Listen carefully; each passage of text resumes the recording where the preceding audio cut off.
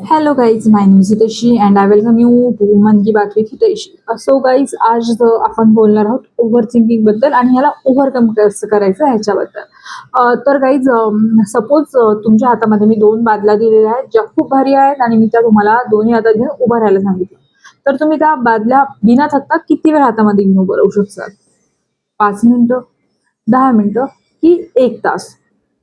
Of course आपण जितक्या जास्त वेळ त्या बाटल्या धरून ठेवणार तेवढा जास्तच आपल्याला त्रास होणार, तेवढे जास्त आपले हात दुखायला लागणार. तसं पाहिलं तर बादल्या ज्या आहेत त्यांचं वजन बदलणार नाही, त्याचं काहीच बदलणार नाही. पण जितका वेळ आपण ते धरून ठेवू तितका जास्त आपल्याला होईल, स्वतःला त्रास होईल. त्याच प्रकारे आपलं मन आणि आपली जी डोकेदुखी आहे ना, ज्याच्या म्हणजे की ओव्हर थिंकिंगमुळे होणारी जी डोकेदुखी आहे, हे सुद्धा असंच आहे काहीच. आपण जे आपल्याला नको असलेले विचार असतात त्यांना आपण आपल्या डोक्यामध्ये तसंच ठेवतो आणि ह्या भरलेल्या अशा बॅग्स आहेत ज्या की आपण खालीही ठेवत नाही आणि त्याच्यावर आपण काही उपाय करत नाही. ह्याच्यामुळे काय होतं, आपल्या मेंदूमध्ये नेहमी विचारांचा पाऊस चालू राहतो आणि आपण नेहमी एक ओव्हर थिंकिंगच्या फेजमध्ये असतो. तर ओव्हर थिंकिंग म्हणजे नक्की काय हे आज आपण जाणून घेणार आहोत.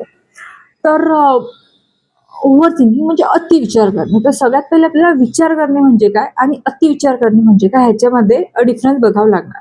तर म्हणजे एखादी आता कोणती अडचण आली तर त्याच्यावर विचार करणं ही साहजिकच गोष्ट आहे. आपण प्रत्येकच गोष्ट विचार करतो. बिना विचार आपण काही करू शकत नाही, काइंड ऑफ.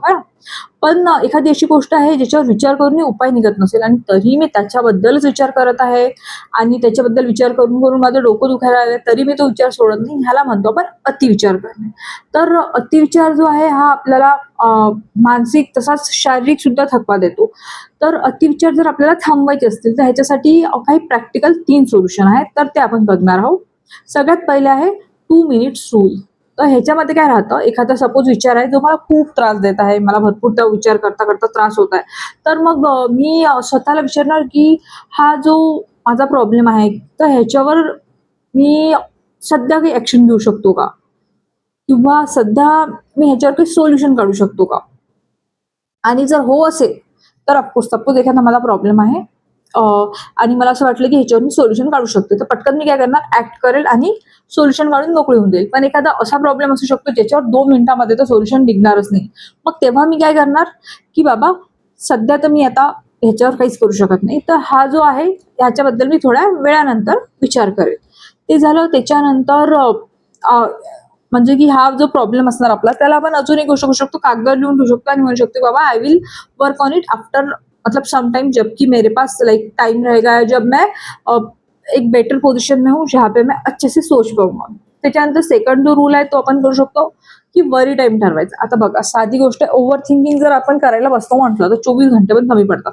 पण मग आपण काय करायचं, एक टाइम ठरवायचा, जसा की संध्याकाळी 5:30 ते 6 माझा वरी टाइम असणार. मग दिवसभरात मला कधीही किती मोठं टेन्शन आलं आणि मला असं वाटतं की बाबा मी आता ओव्हर थिंकिंगच्या फेजमध्ये जाते, तर मी काय म्हणेल स्वतःला, थांब इथेशी थोडा वेळ थांब, तू 5:30 ते 6 या वेळामध्ये हा वरी टाइम जो आहे तुझा, त्या टाइममध्ये तू काय कर, ह्याच्याबद्दल विचार कर. आणि मग तेव्हा त्याच्यामुळे काय होऊन जातो, जो बाकीचा जो वेळ आहे आपला ओव्हर थिंकिंग मध्ये जात आहे हा भरपूर कमी होऊन जातो. आणि त्या वरी टाइम मध्ये मग आपण लाईक ऑफकोर्स आता तो आपला ठरवलेलाच टाइम असल्यावर आपण काय करतो, सोल्युशन ओरिएंटेडच विचार करायला लागतो.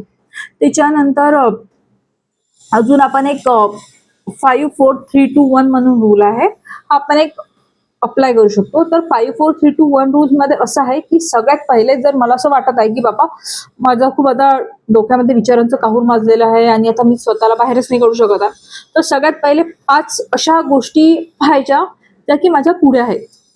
जसं की सध्या माझ्यापुढे फोन आहे, माझ्या हातामध्ये पेन आहे, अशा कोणत्याही 5 गोष्टी बघायच्या आणि त्यांची लिस्ट मनातल्या मनात तयार करायची. त्याच्यानंतर 4 अशा गोष्टी बघायच्या ज्यांना की मी स्पर्श करू शकेल. जसं की व्हॉट एव्हर, आता माझ्या पुढे भिंत तर मी भिंतीला स्पर्श करू शकते, मी माझ्या कपड्यांना स्पर्श करू शकते. अशा ज्या गोष्टी आहेत, तर ह्या 4 गोष्टींवर लक्ष ठेवायचं. त्याच्यानंतर 3 वेगवेगळे आवाज ऐकायचा प्रयत्न करायचा. जसं माझ्या रूममध्ये आता फॅनचा आवाज चालू आहे, माझ्या बाजूला बांधकाम चालू आहे त्याचा आवाज चालू आहे. तर अशा 3 प्रकारचे कोणते पण आवाज ऐकायचे. त्याच्यानंतर 2 वेगवेगळ्या ज्या गोष्टी असतात त्याच्या स्मेल करून पाहायचं. जसं की माझ्या बाजूला चॉकलेट आहे, I can smell chocolate, right.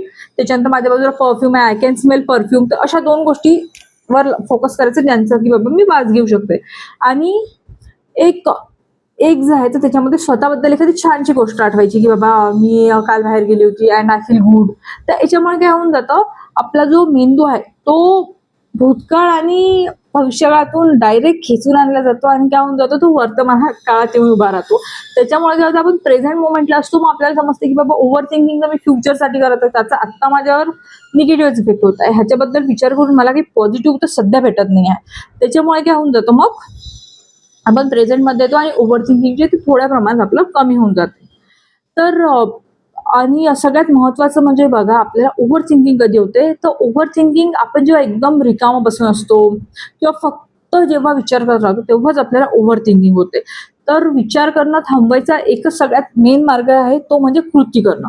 मी बसून आहे, मी विचारच करते की मी हे करेल, ते करेल आणि मी काहीच करत नाही. याच्यामुळे काय, मी फक्त विचारत राहील, मी ओव्हर थिंकिंग करेल. पण जर मी कृती करायला लागली तर काय होऊन जाईल, माझं जे पूर्ण फोकस आहे तो एका कृतीवर येऊन जाईल आणि त्याच्यानुसार मग काय होईल, माझं काहीतरी प्रोडक्टिव्ह सुद्धा होणार. बरोबर आहे की नाही? तर काही पण एखादी जी गोष्ट आहे, तर म्हणजे की कोणती पण, सपोज आता मला एकदम ओव्हर थिंकिंग असं वाटतं की बाबा नाही, I am going in the phase of over thinking. तर मी काय करणार, पटकन उठणार, बाहेर जाणार, झाडं आहेत, झाडांना पाणी टाकणार, माझ्याकडे डॉग्स आहे, मी डॉग्सला फूड देणार. अशा प्रकारे काही एक कृती, त्या कृतीमुळे काय होऊन जातं, आपलं जे ओव्हर थिंकिंग आपण करत असतो त्या फेजमध्ये जाण्याचा जो एक हे राहतो, तर तो आपण स्वतःच म्हणजे आपल्याला मागे खेचून आणतो. त्याच्यामुळे काय होऊन जातं, आपलं जे डोकं आहे विचारांपासून थोड्या बहुत प्रमाणामध्ये, like we can make it safe. Okay. तो आपल्या लाईफमध्ये भरपूर गोष्टी असतात ज्याच्याबद्दल आपण ओव्हर थिंकिंग करतो. तर I would ask you to like prepare a list of things you over think about and work on it in your worry time or work on it with your parents. कारण की भरपूर गोष्टी असतात ज्या आपण एकट्याने तर सॉल्व्ह नाही करू शकत. लाईफ आहे, लाईफमध्ये भरपूर प्रॉब्लेम येतात. काही प्रॉब्लेम आपण स्वतः सॉल्व्ह करू शकतो, काही प्रॉब्लेमसाठी आपल्याला हेल्प घ्यावं लागते आणि हेल्प घेताना कधीच असं समजायचं नाही की मी कमी आहे. प्रत्येकाला हेल्प लागते. तर I will request you all to take help from the people जो कि आपके क्लोज हो. एंड ओवर थिंकिंग जो है it's like a disease, so precaution is better than cure. So हमेशा प्रिकॉशंस लेते रहिए end be happy. Thank you.